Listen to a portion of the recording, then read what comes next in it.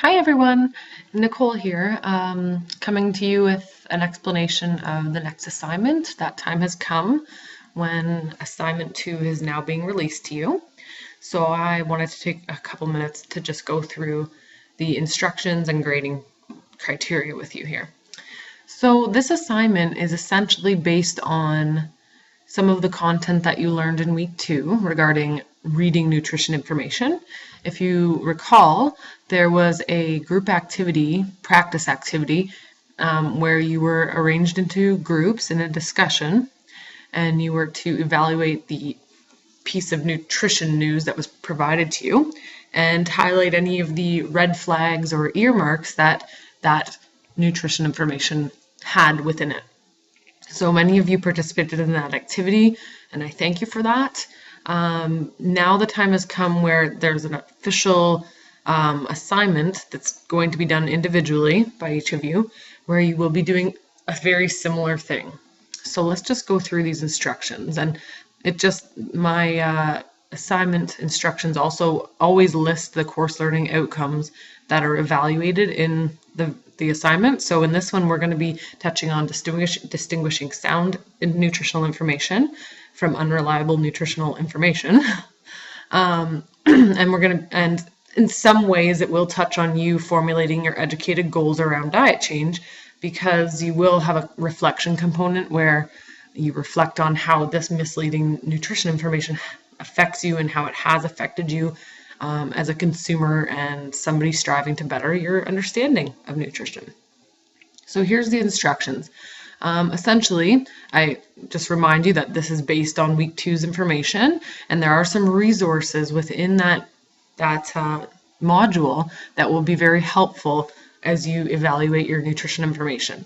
So what you're to do is scan through the media, any type of media you want. It could be the internet, it could be watching the TV and seeing an ad on the TV, it could be an article from a magazine or newspaper. I would say the biggest database is obviously the web. There's lots of social media sites, there's websites that contain lots of information, but you're going to be just locating one piece of misleading or questionable nutrition news.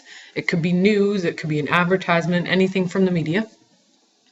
And essentially, so you have to locate that piece of nutrition information first, then the source must be provided. If you can't actually literally embed your nutrition news into your assignment, at least provide the source for it so that I can locate it.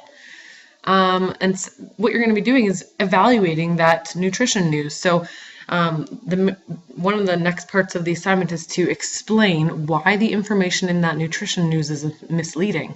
And in doing so, you need to highlight any red flags or earmarks that are present in the nutrition news. These are red flags. You can find lots of examples of these red flags within the resources from week 2.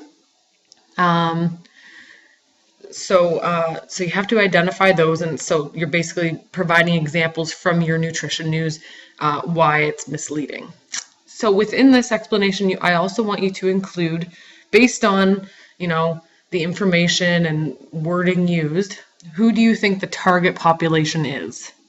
So there's also within the required reading from week 2, there is a list of different target populations that this misleading news information is usually aiming at. So you have to identify who you think you're at. It could be more than one, but at least one specific target population that you think the nutrition news is aiming at. So that's one of the biggest parts. The third part here, and the third thing that you have to have included, is a reflection. So this can be written in first person perspective. It's your personal reflection on how this type of misleading nutrition information poses a challenge for you. So not only are you a consumer, but now, because you're involved in this course, you're obviously someone who's striving to better your understanding of nutritional information and how it affects health and chronic disease. So how is this type of misleading information posing a challenge for you? I want you to also include an example of a time when this type of information has misled you or caused you to question your own personal eating habits. This may take some deep reflection, and maybe it's never happened to you. If that's the case, that's all right. Just ask a family member, friend, somebody that you know, if they can share an experience with you on when they were misled by nutrition information. So in some way, you'll be able to provide an example. This is going to strengthen your reflection.